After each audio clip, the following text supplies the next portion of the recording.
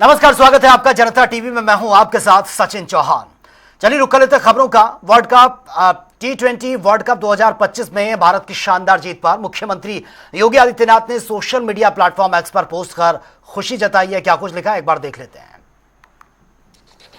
तो under 19 women's T20 world cup 2025 जीतकर देश की बेटियों ने मां भारती का मानवर्धन ये किया है और 140 करोड़ देशवासियों को इस ऐतिहासिक विजय की हार्दिक बधाई और साथ ही मातृशक्ति का अभिनंदन है।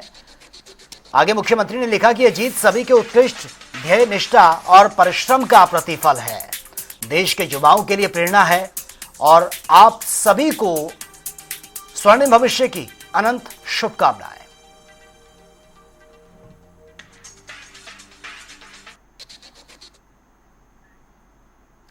चलिए आगे बढ़ते हैं। जनपद अयोध्या के मिल्कीपुर विधानसभा क्षेत्र में जनसभा का आयोजन किया गया, जहां पर मुख्यमंत्री योगी आदित्यनाथ ने शिरकत की और बीजेपी प्रत्याशी के लिए आम जनता से वोट की अपील की है। उन्होंने लोगों को संबोधित करते हुए विपक्षी पार्टियों पर जमकर निशाना साधा। उन्होंने कहा कि व्यवसाय तो अयोध्या का बढ़ रहा है, विकास अयोध्या का हो रहा है और प्रयास हमारे जनप्रतिनिधियों का था, पैसा केंद्र और राज्य सरकार का था, लेकिन पीड़ा समाजवादी पार्टी को क्यों हो रही थी।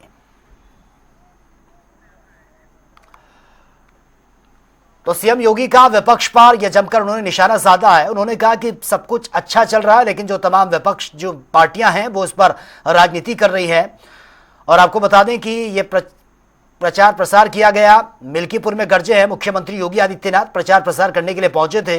बीजेपी के पक्ष में आम जनता से वोट की अपील भी इन्होंने की और विपक्ष पर जमकर निशाना भी साधा, खासकर समाजवादी पार्टी पर जमकर बरसते हुए भी नजर आए हैं।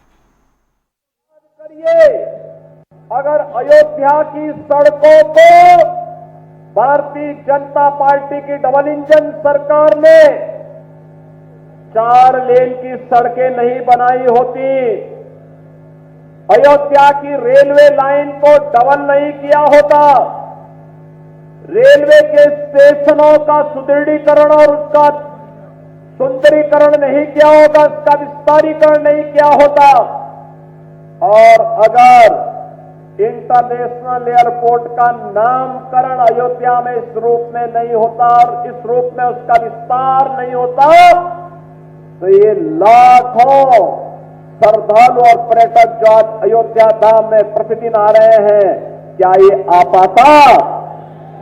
क्या ये आ पाता? व्यवसाय तो अयोध्या का बढ़ रहा है, विकास अयोध्या का हो रहा है, प्रयास हमारे जनप्रतिनिधियों का था, पैसा केंद्र और राज्य सरकार का था, लेकिन पीड़ा समाजवादी पार्टी को हो रही थी। आप याद करिए, जब भी हमने अयोध्या के विकास की कार्य योजना को आगे बढ़ाया, समाजवादी पार्टी ने विरोध किया। हम सड़कों को चौड़ाकरण कर रहे थे, 1700 करोड़ रुपए से अधिक की राशि केवल हमने मुआवजे में वितरित की अयोध्या में, लेकिन तब भी समाजवादी पार्टी नाजायज तरीके से विरोध कर रही थी। जब हम एयरपोर्ट का निर्माण कर रहे थे, इंटरनेशनल एयरपोर्ट, तब भी समाजवादी पार्टी विरोध कर रही थी। जब राम मंदिर का शिलान्यास हो रहा था, तब भी समाजवादी पार्टी विरोध कर रही थी। जब राम मंदिर में 500 वर्षों के बाद रामलला विराजमान हुए, तब भी समाजवादी पार्टी ने विरोध किया। बहनों और भाइयों, आज आप देख रहे होंगे ये समाजवादी पार्टी जब अयोध्या के इंटरनेशनल एयरपोर्ट का नामकरण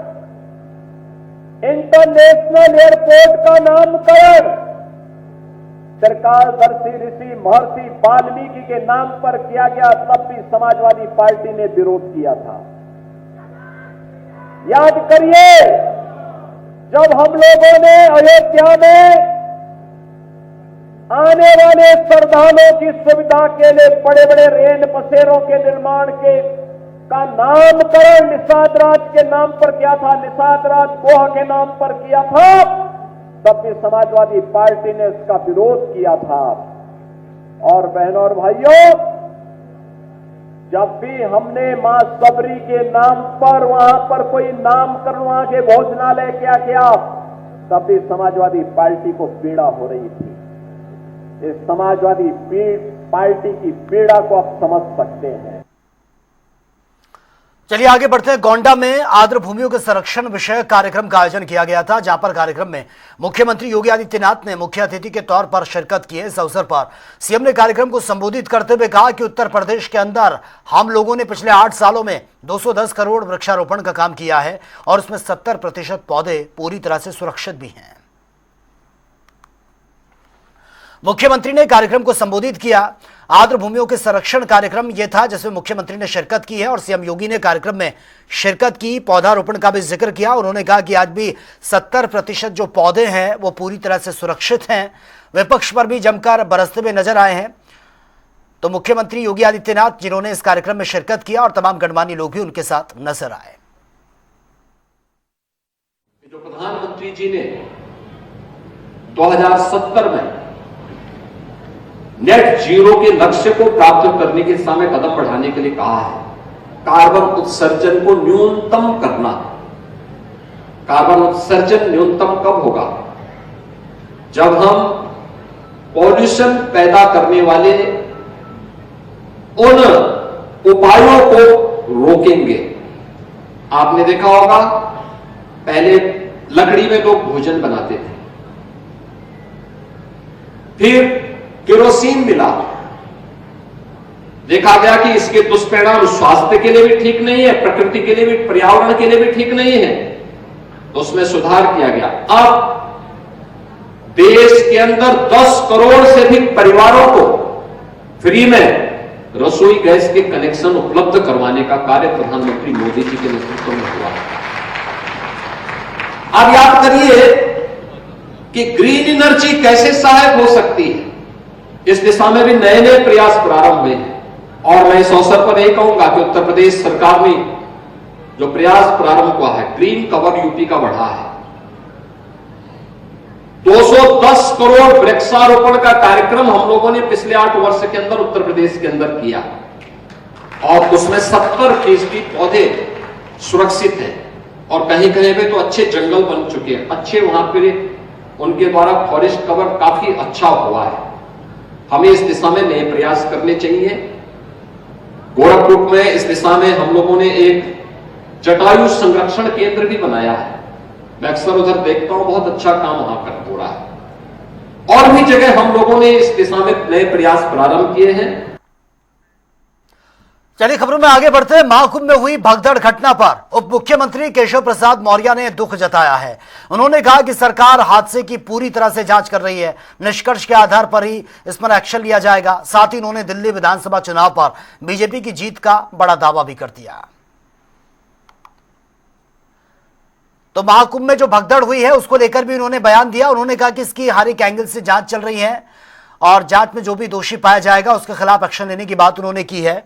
और इसी के साथ ही दिल्ली में जो असेंबली इलेक्शन होने हैं उसको लेकर भी बयान दिया। उन्होंने कहा कि दिल्ली चुनाव में इस बार कमल ही खिलेगा और उसके लिए जिस तरह से प्रचार प्रसार वहां पर चल रहा है, तमाम दिग्गज दिल्ली में इस वक्त प्रचार प्रसार कर रहे हैं और साथ ही जो भगदड़ मची है इस महाकुंभ में उसको लेकर भी उन्होंने बयान दिया और दोषियों के खिलाफ एक्शन लेने की बात कही है।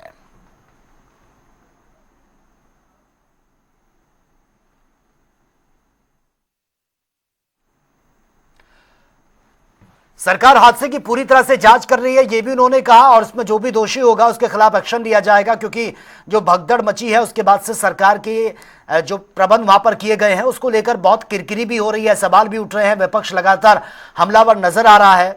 महाकुंभ में जो हादसा हुआ, जो भगदड़ मची थी और उसमें कई लोगों की मौत हुई थी, कई लोग घायल भी हुए थे, उसमें कहां चूक रही है, किसकी बड़ी लापरवाही सामने आई है, फिलहाल ये सब कुछ इस वक्त वहां पर जांच चल रही है और जांच में जो भी दोषी होगा उसके खिलाफ सख्त एक्शन लेने की बात भी ये कही गई है।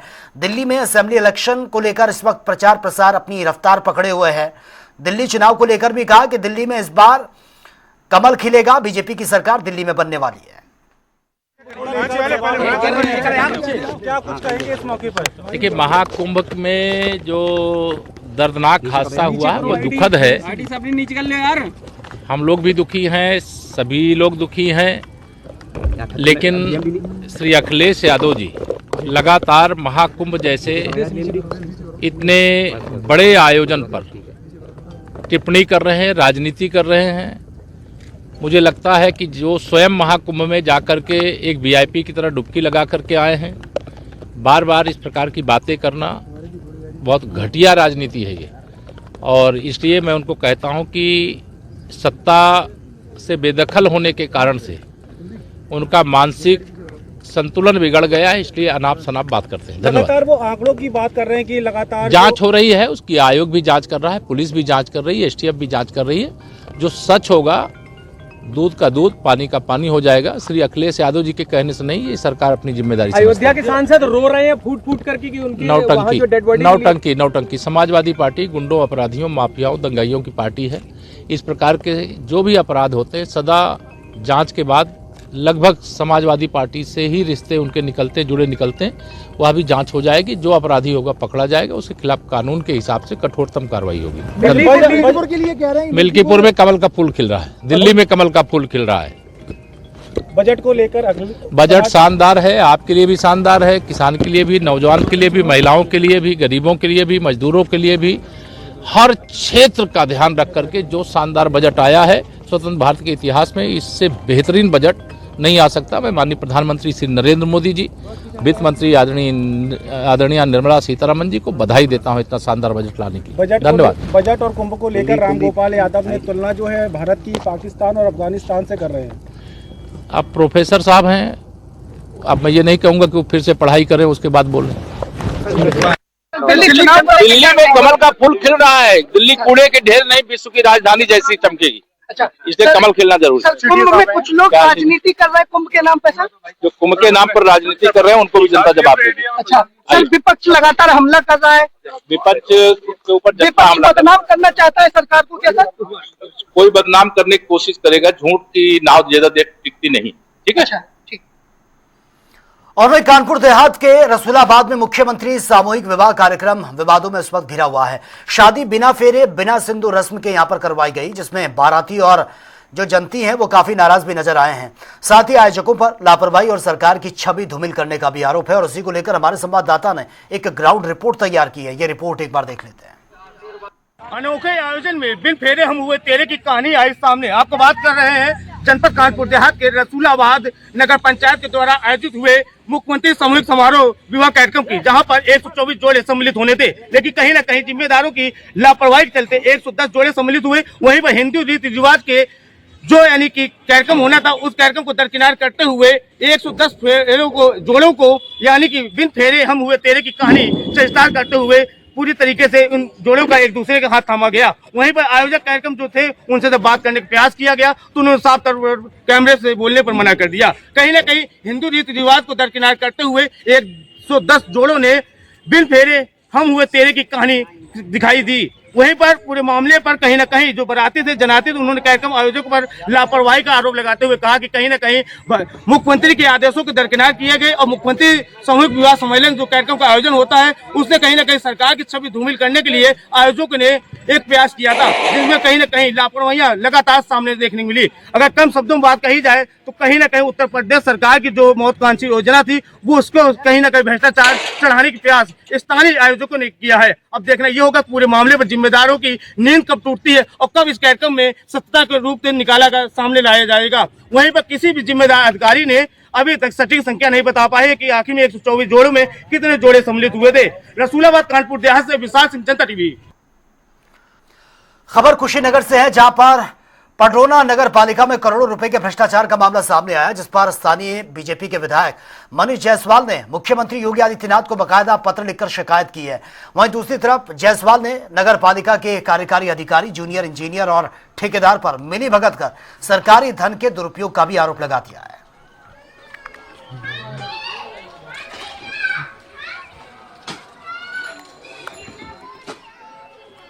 तो करोड़ों रुपए के भ्रष्टाचार का यह पूरा मामला है। स्थानीय बीजेपी विधायक का बकायदा सीएम को पत्र लिखा गया है कि यहां पर भ्रष्टाचार किया जा रहा है, ठेकेदार पर धन के दुरुपयोग करने के गंभीर आरोप लगे हैं। तस्वीरें भी हम आपको दिखा रहे हैं, देखिए सरकारी काम ये हो रहा है, लेकिन इस सरकारी काम में किस तरह से लापरवाही बरती जा रही है, भ्रष्टाचार का जो खेल है वो साफ तौर पर यहां पर चल रहा है। और विधायक की तरफ से मुख्यमंत्री को पत्र लिखा गया है। इस मामले में शिकायत दर्ज करवाई गई है कि इस पर तुरंत एक्शन लिया जाए। करोड़ों का भ्रष्टाचार का खेल यहां पर खेला जा रहा है। तो ठेकेदार पर धन के दुरुपयोग करने के गंभीर आरोप ये लगे हैं और करोड़ों रुपए के भ्रष्टाचार का ये पूरा मामला है। और बीजेपी के जो विधायक है उन्होंने बकायदा मुख्यमंत्री योगी आदित्यनाथ को पत्र लिखा है इस पूरे मामले को, इसका संज्ञान लेकर कि किस तरह से लापरवाही यहां पर की जा रही है, जो सामग्री का इस्तेमाल यहां पर हो रहा है वो किस तरह से हो रहा है और मानकों को दरकिनार करते हुए भ्रष्टाचार खुले तौर पर यहां पर चल रहा है। और सरकार के जो करोड़ों रुपए जो सरकार विकास के नाम पर खर्च करती है उसको किस तरह से गोलमाल करने की कोशिश ये की जा रही है। तो ठेकेदार पर धन के दुरुपयोग करने के गंभीर आरोप ये लगे हैं और विधायक की तरफ से बकायदा पत्र भी लिखा गया है मुख्यमंत्री योगी आदित्यनाथ को कि तुरंत इस पर एक्शन लिया जाए। और ज्यादा जानकारी के साथ संवाददाता आदित्य पांडे इस वक्त फोन लाइन पर हमारे साथ बने हुए हैं। आदित्य, ये सरकारी काम यहां पर हो रहा है, करोड़ों रुपए इसमें खर्च किए गए, लेकिन तस्वीरें साफ तौर पर बता रही हैं कि किस तरह से भ्रष्टाचार का खेल यहां पर खेला जा रहा है और खुद विधायक ने पत्र लिखा है मुख्यमंत्री को। जी सचिन, जैसा कि बता दें कि कुशीनगर के सदर पदरौना के सदर विधायक हैं मनीष जायसवाल, उन्होंने मुख्यमंत्री को पत्र लिख करके नगर पालिका में हुए भ्रष्टाचार को लेकर के उन्होंने पत्र लिखा और शिकायत को लेकर के जिम्मेदार अधिकारी उस पर मौन थे। लेकिन जब जनता में उसको प्राथमिकता से खबर चलाई तो खबर का असर हुआ और खबर के असर के बाद जिलाधिकारी कुशीनगर ने त्रिस्तरीय कमेटी गठित करते हुए जांच का आदेश दिया। वही कहा कि इस जांच के समय वीडियोग्राफी हो। जब इसकी जानकारी नगर पालिका के जिम्मेदार को होती है तो नगर पालिका में जहां भ्रष्टाचार हुआ है उसको जल्दीबाजी में मजदूर लगा करके उसको सुधार कराया जा रहा था। जब इसकी जानकारी वही त्रिस्तरीय कमेटी में उपजिलाधिकारी को होती है तो मौके पर पहुंचकर वह काम को रुकवाते हैं और जांच में तेजी लाते हैं। और वही विधायक का कहना है कि इस तरह के भ्रष्टाचार लगातार हो रहे हैं, अगर इसकी जांच हो जाए तो साफ साफ जो जिम्मेदार अधिकारी हैं जिन्होंने भ्रष्टाचार किया उन पर कार्रवाई होगी। लेकिन कहीं न कहीं भाजपा सरकार में जहां भाजपा के ही अध्यक्ष हैं और उनके जो सहयोगी हैं ठेकेदार और अधिशासी अधिकारी, उनके द्वारा भ्रष्टाचार किया जा रहा है, तो कहीं न कहीं इस तरह के लापरवाही सामने आ रही है। अब जांच में पता चलेगा कि कौन कौन दोषी है और किस पर कार्रवाई हो रही है। जी बिल्कुल आदित्य, चलिए बहुत बहुत शुक्रिया फिलहाल आपका तमाम जानकारी के लिए। चलिए आगे बढ़ते हैं। महाकुंभ में आए दिन नए नए विवाद देखने को मिल रहे हैं और इसी कड़ी में श्रीमद् भागवत के नाम बदलने के बाद एक नया विवाद इस पर शुरू हो गया है, जिसको लेकर दिवंगर आणी अखाड़े के महामंडलेश्वर बाल योगी बालकृष्ण दास ने शिविर में मीटिंग की है इसको लेकर, और इसी को लेकर हमारे संवाददाता ने एक रिपोर्ट भी तैयार की है। ये रिपोर्ट देख लेते हैं।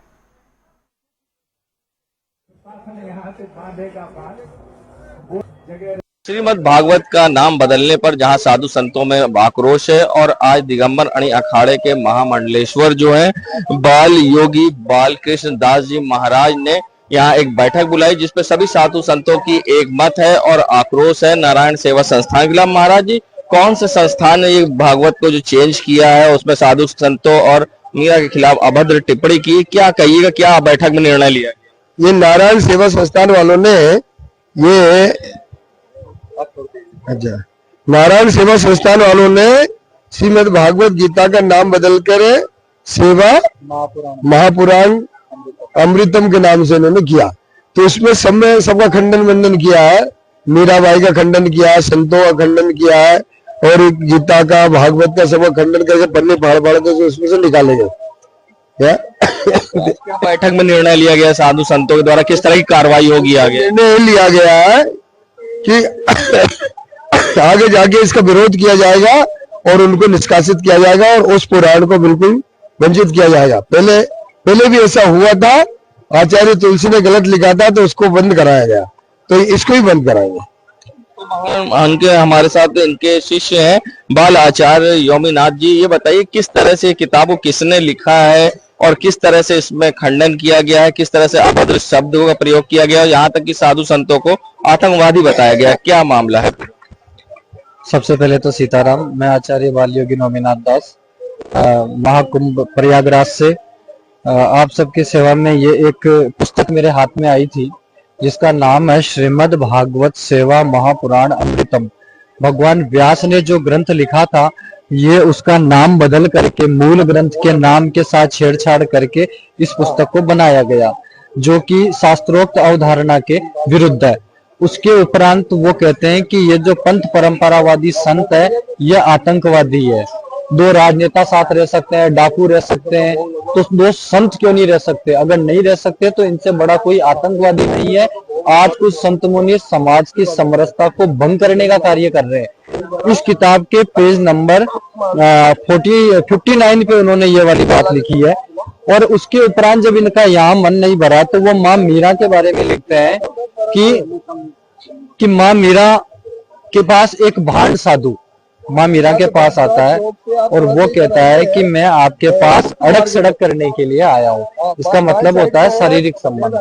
तो इस तरह की बात जो मीरा के बारे में जो लिखी है, अड़क सड़क के जो शब्द लिखे गए हैं और संतों को जो आतंकवादी बताया गया और फिर शास्त्रों को फाड़ा गया और ऊपर से ऐसा व्यक्ति एक धार्मिक गद्दी या पोस्ट पे बैठता है, तो इस बात को स्वीकार नहीं किया जा सकता। क्या नाम है जिन्होंने ये किताब को लिखा है? इसके जो ऑथर है वो कौन है? ये डॉक्टर कैलाश मानव जो नारायण सेवा संस्थान चलाते हैं, जो उदयपुर से आते हैं, ये उन्होंने ही इसको तैयार करवाया है। और इस सारा इस पुराण के पीछे या यूं कहूं कि इस बद्य मापदंड की जो किताब जो उन्होंने लिखी है संतों का और शास्त्रों का अपमान करने के लिए, जो कि वो पूरी तरह से ईसाई मिशनरी से प्रभावित है। चाहूंगा कि जो आपके गुरुजी ने आज बैठक में निर्णय लिया, सभी साधु संतों ने कार्रवाई की, तो किस तरह से कानूनी आप इनको नोटिस भेजेंगे, किस तरह से इन पर कार्रवाई होगी और अखाड़ा परिषद के अध्यक्ष से भी आप लोग क्या मांग करें? देखिए, कानूनी कार्रवाई और वो प्रक्रिया तो अलग है। यहाँ तो संतों के सामने बात है, क्योंकि सर्वप्रथम उसने संतों के साथ छल किया है। विषय सबसे पहले संतों का, क्योंकि आचार्य महामंडलेश्वर संतों के साथ वो छल करके बना। तो अब तो ये संत निर्णय करेंगे, अब तक उन्हें पता नहीं था, आज विषय उन तक पहुंचा है। तो मुझे पूरा इस बात पे विश्वास है कि वो इसका उचित निर्णय लेंगे और इस पे उचित कार्रवाई होगी। जैसा कि आपने देखा होगा अभी किन्नर अखाड़े पे और जो उस चीज पे जो कार्रवाइयां की गई, वैसी प्रक्रिया इसके साथ भी यहाँ होगी। बाकी सबने एक स्वर में इस बात को कहा है। अब महामंडलेश्वर दिगंबर यानी अखाड़े से हैं, अब जो अखिल भारतीय अखाड़ा परिषद के अध्यक्ष रविंद्र पुरी जी, उनसे मिलेंगे, किस तरह की बात करेंगे और किस तरह से इस पे कार्रवाई कराएंगे? अभी रविंद्र पुरी है क्या? इसके अभी मिलेंगे, इनसे बात करोगे, इनसे बात करो। ये बताइए, आप लोग मिलेंगे, किस तरह से कार्रवाई की मांग? देखिए, सबसे पहली बात तो ये है, जिसने ये कहा है पहले वो अपने गिरेबान में झांक करके देखे कि सबसे बड़ा आतंकवादी वो है, लंगड़े लूलों के नाम से पैसा वसूल करके अगर वो 30 लाख 40 लाख रुपया दे करके स्वयं महामंडलेश्वर गृहस्थी है, महामंडलेश्वर, हाँ, तो गृहस्थी होकर के उसको महामंडलेश्वर बनने की क्या आवश्यकता थी? अध्यक्ष, अब क्या मांग करेंगे आप?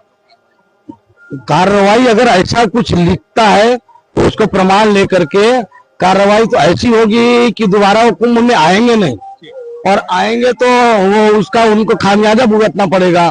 महात्मा लोग है ना, उनको निष्कासन की भी मांग करेंगे, हैं? निष्कासन की मांग, निष्कासन की मांग करेंगे। निष्कासन की नहीं मांग करेंगे तो महात्मा खुद सक्षम है। हाँ, खुद उन्होंने बोला है कि यहाँ पर जो बात हुई, अखाड़े में बैठक हुई है और यहाँ पर जो चर्चा हुई उस पर यह है कि उन पर कार्रवाई की मांग अखाड़ा परिषद से की जाएगी। अगर कार्रवाई नहीं करती तो संत समाज खुद उन पर कार्रवाई करेगा। फिलहाल जिस तरह से किताब से छेड़छाड़ हुई उससे अब साधु संतों में आक्रोश है। कुंभ जनपद से वीडियो जर्नलिस्ट सामू कुशवाहा के संग सैयद मोहम्मद आबिर, प्रयागराज। चलिए खबरों में आगे बढ़ते हैं। उत्तर प्रदेश में कड़ाके की ठंड इस वक्त पड़ रही है और इस ठंड के बीच भी अयोध्या में आने वाले श्रद्धालुओं में पूरा उत्साह, पूरा जोश है।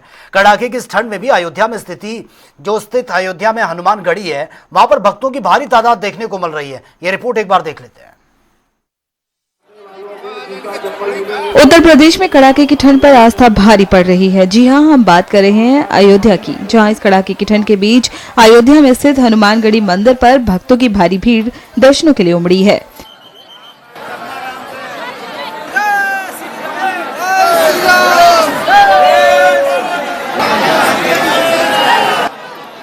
वहीं श्रद्धालुओं ने हनुमानगढ़ी मंदिर में पूजा अर्चना की। साथ ही अयोध्या पहुंचे श्रद्धालु पूरे जोश और उत्साह के साथ हनुमानगढ़ी मंदिर में दर्शन कर रहे हैं।